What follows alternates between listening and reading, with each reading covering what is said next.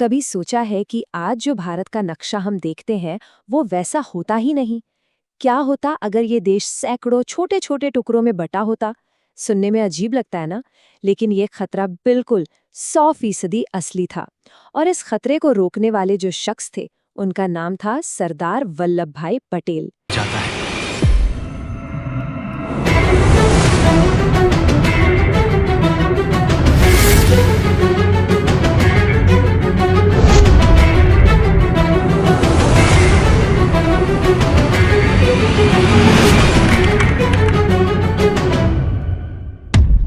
जिनकी कहानी असल में आधुनिक भारत के बनने की ही कहानी है। तो चलिए चलते हैं साल 1947 में। एक तरफ तो आज़ादी का जश्न था, पूरा देश खुशी से झूम रहा था, लेकिन पर्दे के पीछे ना एक बहुत बड़ा संकट मंडरा रहा था।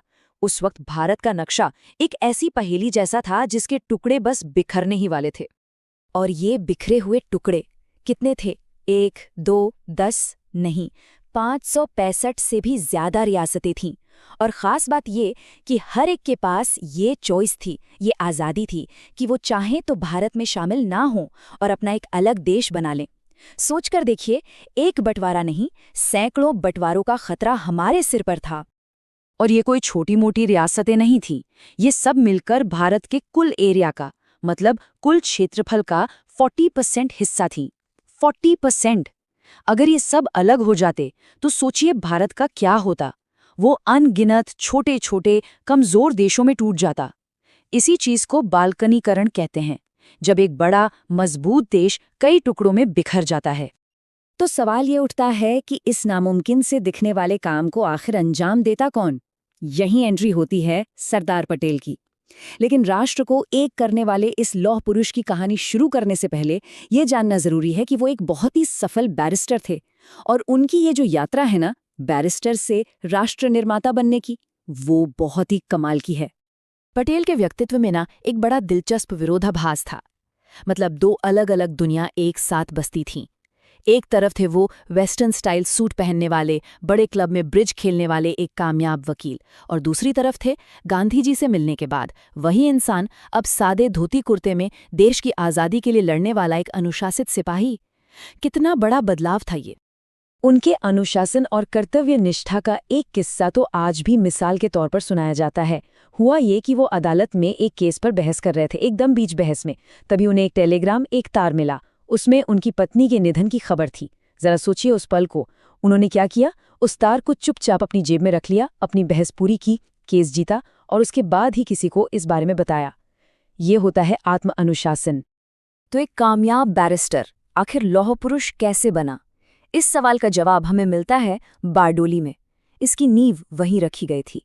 एक ऐसा आंदोलन जिसने पटेल को देश की सबसे बड़ी, सबसे मुश्किल चुनौती के लिए तैयार कर दिया था। ये बात है 1928 की। सरकार ने किसानों पर बहुत भारी टैक्स लगा दिया था। इसके खिलाफ हुआ बारडोली किसान आंदोलन। और यहीं पर पटेल की ऑर्गेनाइजेशनल स्किल्स, उनके जो मैनेजमेंट की काबिलियत थी, वो देखने लायक थी। देखिए उन्होंने क्या क्या किया। पूरे इलाके को छोटे छोटे जोन में बांट दिया, हर जोन का एक लीडर बना दिया। सरकार क्या करने वाली है इस पर नजर रखने के लिए खुफिया टीम बना दी। और तो और लोगों का जोश बनाए रखने के लिए रोज एक न्यूज़ बुलेटिन भी निकालना शुरू कर दिया। कमाल की प्लानिंग थी। और नतीजा एकदम शानदार रहा। सरकार को झुकना पड़ा, टैक्स कम करना पड़ा, और इस जबरदस्त जीत के बाद ही बारडोली की महिलाओं ने उन्हें एक नाम दिया, एक उपाधि दी, सरदार, जिसका मतलब होता है नेता या चीफ। यहीं से वो वल्लभ भाई पटेल से सरदार पटेल बने। तो बारडोली में जो तजुर्बा मिला, जो सीख मिली, अब वो पूरे देश के काम आने वाली थी। भारत के पहले गृह मंत्री के तौर पर अब पटेल ने अपने जीवन के सबसे बड़े और सबसे मुश्किल मिशन पर काम शुरू किया, बिखरी हुई रियासतों को एक करना।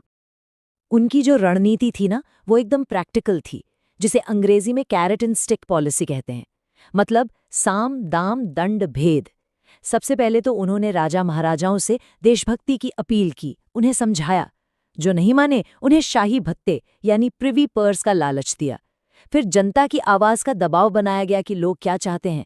और जब इन सब चीजों से भी बात नहीं बनी तो आखिरी उपाय के तौर पर ताकत का इस्तेमाल भी किया गया। अब ज्यादातर रियासतें तो मान गईं, लेकिन कुछ थीं जो अड़ी हुई थीं, और इनमें सबसे बड़ा और सबसे गंभीर खतरा था हैदराबाद।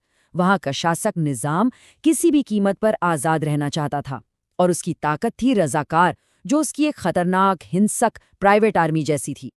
लगभग 1 साल तक बातचीत चलती रही, कोशिशें होती रही, लेकिन कोई नतीजा नहीं निकला। तब सरदार पटेल समझ गए कि अब सीधी और निर्णायक कार्रवाई के अलावा कोई और रास्ता बचा ही नहीं है। जब डिप्लोमेसी फेल हो गई तो उन्होंने हर तरह की राजनीतिक हिचकिचाहट को साइड में रखा और मिलिट्री एक्शन को हरी झंडी दे दी। इस मिलिट्री एक्शन का कोड नेम था ऑपरेशन पोलो, और ये इतनी तेजी से और सफलता से हुआ कि किसी को यकीन नहीं हुआ।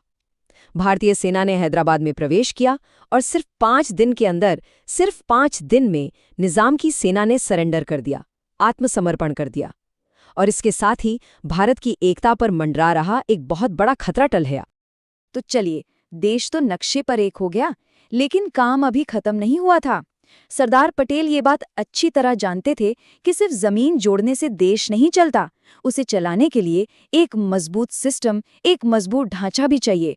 और यहीं से उनकी एक और महान विरासत की शुरुआत होती है, भारत का प्रशासनिक ढांचा।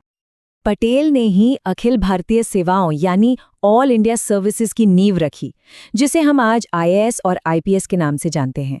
वो इसे एक ऐसा इंस्टीट्यूशनल ग्लू, एक ऐसा गोंद मानते थे जो पूरे देश को हमेशा एक साथ जोड़े रखेगा। इसीलिए उन्होंने इसे भारत का स्टील फ्रेम कहा था, एक ऐसा ढांचा जो देश को कभी बिखरने नहीं देगा। तो हम सरदार पटेल की जिंदगी और उनके काम से क्या सीख सकते हैं? कुछ बहुत जरूरी बातें हैं। पहली, व्यवहारिकता, मतलब सिर्फ आइडियोलॉजी में मत उलझे रहो, प्रैक्टिकल होकर नतीजों पर ध्यान दो। दूसरी बात, निर्णायकता, जब देश की एकता का सवाल हो तो कड़े फैसले लेने से हिचकिचाना नहीं चाहिए। और तीसरी और सबसे अहम बात, निस्वार्थ कर्तव्य, यानी देश को हमेशा अपनी व्यक्तिगत इच्छाओं से, अपने एम्बिशन से ऊपर रखना।